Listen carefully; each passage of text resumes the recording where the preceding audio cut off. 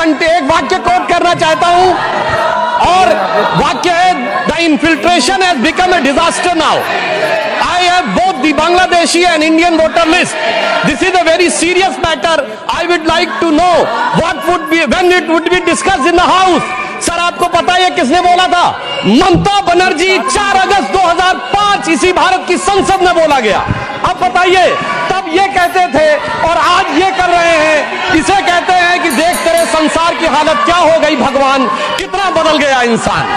अब मैं ये भी कहना चाहता हूं, इसी भाव के अनुसार जो पूरे संसद का विचार था, जब माननीय गृह मंत्री जी सीए का विचार प्रस्ताव लाए तो उस समय पूरे देश में शाहीन बाग बनाने का प्रयास किया गया और नाना प्रकार के आरोप प्रत्यारोप लगाए गए कि अमुक को क्यों नहीं दिया जा रहा है, दूसरे को क्यों नहीं दिया जा रहा है. तो मैं बताना चाहता हूं, जो लोग हमसे उस समय पूछते थे कि सीए का लेजिस्लेशन जो होम मिनिस्ट्री लाई थी उसमें परसिक्यूशन क्यों नहीं दिख रहा था, तो मैं उनसे कहना चाहता हूं, अब तो कम से कम बांग्लादेश की घटनाओं के बाद माफी मांगनी चाहिए कि परसिक्यूशन नहीं दिखाई पड़ रहा था जिन लोगों को. उनके लिए मैं अटल जी की कविता की वो पंक्ति कोट करना चाहता हूं कि जिनके लाशों पर पग धरकर आजादी भारत में आई, वो अब तक है खाना बदोश, गम की काली आंधी छाई.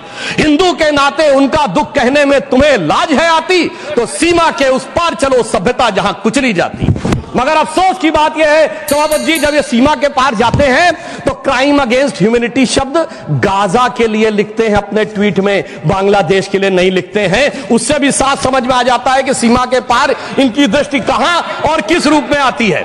अब मैं यह भी बताना चाहता हूं, जो हमारे साथी ने कहा कि गृह मंत्रालय हस्तक्षेप कर रहा है किसी राज्य में, परंतु मैं बताना चाहता हूं, गृह मंत्रालय ने हस्तक्षेप नहीं किया, राज्यों ने हस्तक्षेप किया है. गृह मंत्रालय में नागरिकता को लेकर कानून बनाना केवल केंद्र सरकार का अधिकार है और संबंधित मिनिस्ट्री है गृह मंत्रालय. और जब नागरिकता को लेकर सीए कानून बना तो एक नहीं अनेक राज्य विधानसभाओं ने उसके विरुद्ध प्रस्ताव पारित किया. तो अपने फैक्ट को चेक कर लें, यह गृह मंत्रालय में राज्यों का हस्तक्षेप था, विपक्षी राज्यों का, और इसी के साथ साथ संविधान के लिए भी बहुत बड़े खतरे की बात थी, क्योंकि केंद्र से पारित कानून के विरुद्ध कोई राज्य सरकार नहीं बोल सकती. हाँ, रही बात इसको जो इनके दिल में दर्द है कि एजेंसीज के कारण बहुत से नेता जेल में जा रहे हैं, तो मैं याद दिलाना चाहता हूं सभापति महोदय, जो हमारी सरकार पर आरोप लगाते हैं, तो जब सोनिया जी और राहुल जी पे केस दर्ज हुआ था, अक्टूबर 2013 था, दिल्ली हाईकोर्ट के द्वारा, हमारी सरकार नहीं थी. कनिमोझी राजा जी जेल गए थे 2011 में, हमारी सरकार नहीं थी. सुरेश कालमाड़ी जेल गए 2010 में, हमारी सरकार नहीं थी. शिबू सोरेन जेल गए 2006 में, हमारी सरकार नहीं थी. मधु कौड़ा जेल गए 2008 में, हमारी सरकार नहीं थी. मुलायम सिंह मायावती जी पे केस हुए 2004 में, हमारी सरकार नहीं थी. करुणानिधि जी जेल गए 2000 में, लालू यादव जी जेल गए 1997 में, झारखंड मुक्त मोर्चा रिश्वत काट 1994 में, और सर राजीव गांधी जी पे आरोप 87 में और FIR 1990 में. मेरे भाई, हम लोग पढ़ाई की एज से प्रौढ़ावस्था में आ गए, आप लोगों को अंदर बाहर कोर्ट कचहरी का चक्कर काटते देखते हुए, और फिर 2014 के बाद की पर्ची हमारे नाम की फाड़ रहे. मुझे लगता है ये बिल्कुल तथ्यों के विपरीत है. ईमानदारी से उनको आत्मावलोकन करने का प्रयास करना चाहिए, बजाय कि आरोप लगाने के ऊपर. हाँ, एक बात मैं जरूर कहना चाहता हूं, गृह मंत्रालय ने एक बहुत बड़ा काम इस कार्यकाल में जानते क्या किया? इस देश को वास्तविक रूप में सेकुलर बना दिया, समग्र रूप से सेकुलर बना दिया. सर, वो क्या था? 1976 में जब कॉन्स्टिट्यूशन अमेंडमेंट करके सेकुलर वर्ड जोड़ा गया कॉन्स्टिट्यूशन में, तो कश्मीर की विधानसभा ने उसे एक्सेप्ट नहीं किया था. इसलिए इस देश में एक ही राज्य था जो संवैधानिक दृष्टि से सेकुलर नहीं था. सर, 5 अगस्त 2019 को जब धारा 370 हटी तो यह वास्तविक अर्थों में पूरा देश सेकुलर हो गया. इसके लिए मुझे लगता है गृह मंत्रालय को बधाई दी जानी चाहिए. और एक और मैं बात कहना चाहता हूं सर, अभी विश्व का सबसे बड़ा आयोजन कुंभ मेला हुआ. इसके लिए उत्तर प्रदेश की सरकार की तो प्रशंसा की जा सकती है, इसमें कोई दो राय नहीं है, परंतु यह भी सत्य है सर, इतना बड़ा आयोजन हुआ और किसी प्रकार की कोई अप्रिय घटना, एक दुर्घटनावश होने वाली उस भगदड़ के अलावा, क्या कोई गोली चली, कोई पटाखा फूटा, कोई सुरक्षा को लेकर अटैक हुआ? यदि यह नहीं हुआ तो मैं मानता हूं इसके लिए सुरक्षा एजेंसियों की सतर्कता और उसके लिए गृह मंत्रालय की जो सजगता थी वो भी बधाई का पात्र है. और वैसे मैं एक शब्द और कहना चाहूंगा सर, जो कुछ कुंभ मेले में दिखाई पड़ा था उसको कम से कम मैं निगेटिव बात न कह के एक पॉजिटिव बात कहना चाहूंगा. अनेक विदेश से लोग आए, 66 करोड़ लोग आए, लाखों लोग विदेश से आए, 73 देशों के राजनयिक आए, 100 से अधिक लोग आए, और वो आकर यहां देखकर क्या चौंक जाते थे. सभापति महोदय, कोई कहता था दुनिया में सब कुछ पैसे के लिए होता है, मार्क्स, तो कोई कहता था सब फिजिकल प्लेजर के लिए होता है, फ्रायड। तो कोई कहता था नेम एंड फेम के लिए होता है। परंतु जब हमारे यहां नागा सन्यासियों को देखते थे तो पश्चिम के लोग आके जानते कि वो चौंक जाते थे। उसे एक पंक्ति में कहूं कि वो सुख खोजे भौतिकता में, मदिरा में, मांस की बोटी में, ये भस्म रमाए अपने तन पर खुश हैं सिर्फ लंगोटी में। और सभापति महोदय, मार्क्स भी फेल, मैक्स वेबर भी फेल, फ्रायड भी फेल। कम से कम ये प्रेरणा देनी चाहिए भारतीय संस्कृति के बारे में। और परंतु मैं क्या कहूं, दुनिया की सबसे बड़ी कंपनी स्टीव जॉब्स के और एप्पल के, मतलब सबसे एडवांस कंपनियों में से एक, उनकी पत्नी लॉरेन पावेल भी आई और नाम भी उन्होंने कमला देवी रखा। परंतु कुछ लोगों को उसके बाद भी उसमें स्नान करने में समस्या नजर आई। तो मैं ईमानदारी से और विनम्रता से कहना चाहता हूं, सभी धर्मों की भावना का सम्मान होना चाहिए।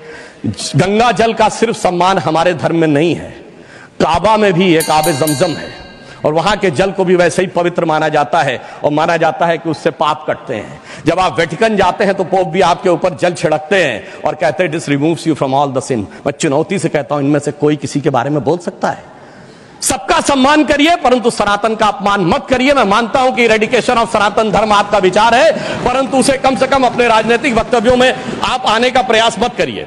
परंतु मैं एक बात और कहना चाहता हूं, अभी हमारे डीएमके के लोग डिलिमिटेशंस के बारे में बोल रहे थे, उनकी कंसर्न समझी जा सकती है। परंतु मैं सिर्फ एक बात कहूं सर, जनसंख्या का यदि उनको लगता है कि किसी जगह विचार बढ़ रहा है संख्या और किसी जगह नियंत्रित है, चूंकि उन्होंने नियंत्रित की है, तो सर ये सिर्फ ज्योग्राफी पर है कि सोसाइटी पर भी लागू होगा?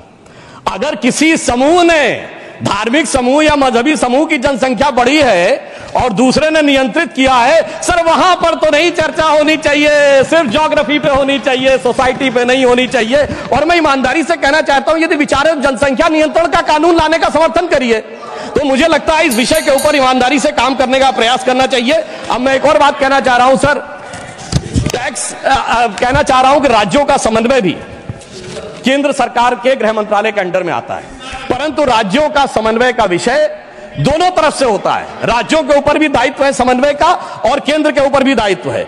इसीलिए मैं कहना चाहता हूं, परंतु जब ऐसी बातें उठती हैं कि किसी राज्य का कोई मंत्री कहता है कि टैक्स कलेक्शन वहां ज्यादा हो रहा है तो हमें अलग हो जाना चाहिए, तो किसी राज्य का मंत्री उत्तर भारत के किन्हीं राज्यों के लिए या बिहार के लिए आपत्तिजनक बातें कहना शुरू करता है, इससे राज्यों का जो समन्वय है वो गिरता है।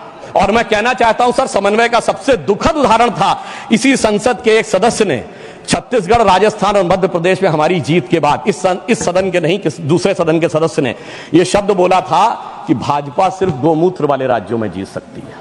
तो मैं उनको बताना चाहता हूं सर, जिनके की दिमाग में मैकाले और मार्क्स का वायरस भरा है, तो उन्हें बताना चाहता हूं कि गोमूत्र का anti bacterial, anti fungal, anti cancer के लिए मेडिसिनल पेटेंट है और पेटेंट का नंबर है 64100059। तो मैं कहना चाहता हूं, कृपया जाके अपने मन से मैकाले और मार्क्स का मैल साफ करिए, तो राज्यों में समन्वय बहुत बेहतर ढंग से दिखाई पड़ेगा। और मैं अंत में सभापति महोदय, सिर्फ मैंने जहां से बात प्रारंभ किया था वहां पे बात को समाप्त करता हूं। एक उदाहरण देना चाहता हूं, एक फिल्म आई थी एक दौर में जिसका नाम था वेडनेसडे, जिसमें नसीरुद्दीन शाह जी ने एक आम आदमी का रोल किया था और उसमें एक सर डायलॉग था जिसमें वो कहते हैं कि जब व्यक्ति घर से निकलता है तो हर 1-2 घंटे के बाद उसकी पत्नी पूछती है ऑफिस पहुंच गए कि नहीं, चाय पी ली कि नहीं, खाना खा लिया कि नहीं, वापस आ रहे हो कि नहीं। तो उन्होंने कहा वो इसलिए नहीं पूछती कि वो जानना चाहती है चाय पिया कि नहीं, खाना खाया कि नहीं। वो दौर था जिसमें वो कह रहा है कि वो इसलिए पूछ रही कि वो जानना चाहती तुम जिंदा हो कि नहीं, क्योंकि वो दौर था इनकी सरकार का जिस जमाने में घर से आदमी निकलता था, उसने कहा लगता है जंग पे निकल रहा है। तो ऐसा प्रतीत होता था कि मानो वो कह रहा हो कि उजाले अपनी यादों के हमारे संग रहने दो, न जाने किस गली में जिंदगी की शाम हो जाए। मगर उस शाम के बाद जो सुबह हुई है हमारी सरकार आने के बाद और जो गृह मंत्रालय ने किया है वो पूरे देश को दिखाई पड़ता है। तो मैं अंत में सर सिर्फ ये कहना चाहूंगा, मैं मानता हूं कि हमारे गृह मंत्रालय ने जो काम किया है वो संवेदना, संकल्प, समन्वय और सुदृढ़ता के साथ किया है। मणिपुर जैसे विषयों के लिए पूरी संवेदना से काम किया है। कश्मीर जैसे विषयों के लिए संकल्प के साथ काम किया है, राज्यों के साथ समन्वय के लिए समन्वय की भावना से काम किया है और आंतरिक सुरक्षा के लिए पूरी सुदृढ़ता के साथ काम किया है। और जब कठोर निर्णय लेने होते हैं और देश की सुरक्षा को लेकर कुछ कठोरता करनी होती है तो कुछ लोगों को थोड़ा कष्ट जरूर हुआ होगा। उनके प्रति संवेदना व्यक्त करते हुए मैं कहना चाहूंगा, मगर उनको कहने का हक नहीं है जिनके जमाने में तबाही का मंजर दिखा था। तो मैं माननीय गृह मंत्री जी की तरफ से और अपनी सरकार की तरफ से, माननीय प्रधानमंत्री जी की तरफ से सिर्फ एक पंक्ति कह के बात समाप्त करना चाहूंगा कि चमन को सींचने में पत्तियां कुछ गिर रही होंगी, यही इल्जाम हम पर लग रहा है बेवफाई का, मगर कलियों को जिसने रौंद डाला अपने हाथों से वही दावा करे हैं अब चमन की